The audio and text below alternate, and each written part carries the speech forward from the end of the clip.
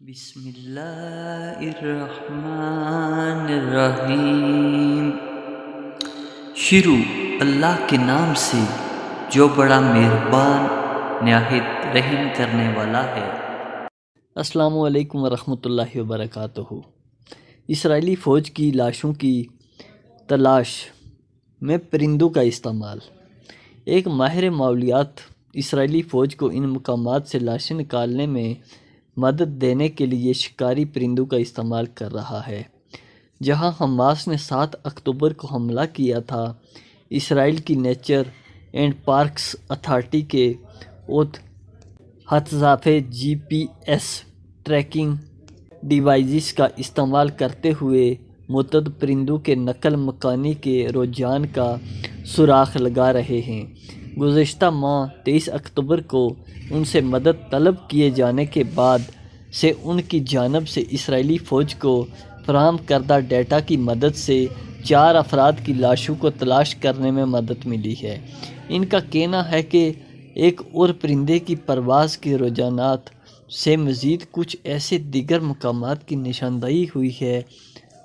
اسرائیل ماہر ماحولیات کا کہنا ہے کہ سب سے پہلے انہوں نے اسرائیل میں ہی پیدا ہونے والے سفید پرندوں والے عقاب کی پرواز سے حاصل ہونے والے ڈیٹا کا تجربہ کیا۔ اس خطے میں سفید پروں والے عقاب کی معدومیت کے بعد اب اس کی دوبارہ افزائش کی کوششیں جاری ہیں۔ یہ عقاب ماسکو کے شمال سے ایک طویل اڑان بھرتا ہوا بھوکا واپس آیا تھا اور خوراک کا زبردست متلاشی تھا۔ احد حتزافے نے اس کی پرواز کے ڈیٹا کا جائزہ لیا اور ان چند مقامات کی نشاندہی کی جہاں وہ رکا تھا، اور پھر انہوں نے اس مقام کے بارے میں اسرائیلی فوج کو بتایا جہاں سے بعد ازاں 4 لاشیں برآمد ہوئیں۔ تاہم اسرائیلی فوج نے اس بارے میں BBC نیوز کی درخواست پر کوئی جواب نہیں دیا ہے۔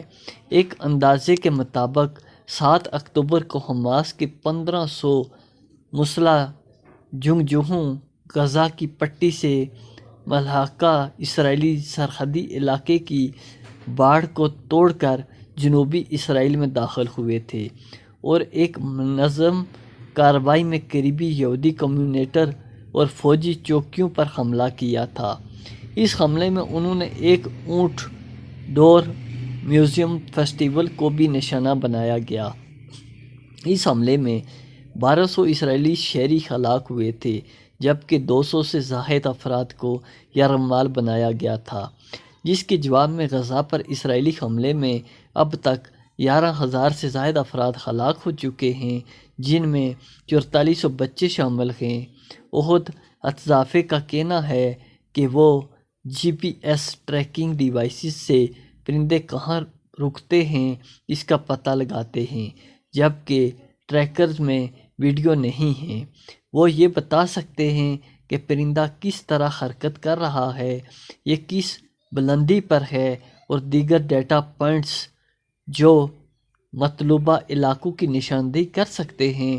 اس کے بعد وہ سیٹلائٹ امیجری کے ساتھ ان معلومات کا جائزہ لیتے ہیں۔ ان کا کہنا ہے کہ اس کوشش میں مدد کرنا اس لیے اچھا تھا کیونکہ متاثرین کے اہل خانہ کے سوالوں کے جواب مل سکیں گے۔ وہ کہتے ہیں کہ اس غیر یقینی کے ساتھ زندہ رہنا، یہ جانتے ہوئے کہ شاید کبھی کچھ بھی نہ ملے، دنیا کا سب سے برا احساس ہے۔ حتزوف بھی اس غیر یقینی کے ساتھ جی رہے ہیں۔ وہ کہتے ہیں کہ ان کے دوست احد یا حلومی اپنے 12 سالہ بیٹے کے ساتھ حماس کے حملے کے بعد سے لاپتہ ہیں۔ حملے کے دوران یحلومی کو گولی لگی اور اس کے بعد وہ لاپتہ ہو گئے۔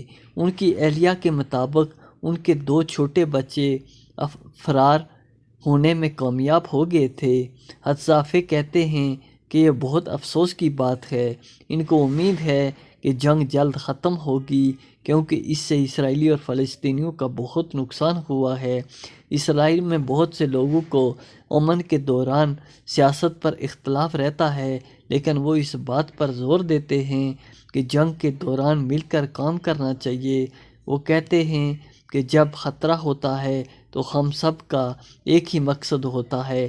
حماس کے حملے کے بعد سے ان جیسا کام کرنے والے کم ہی لوگ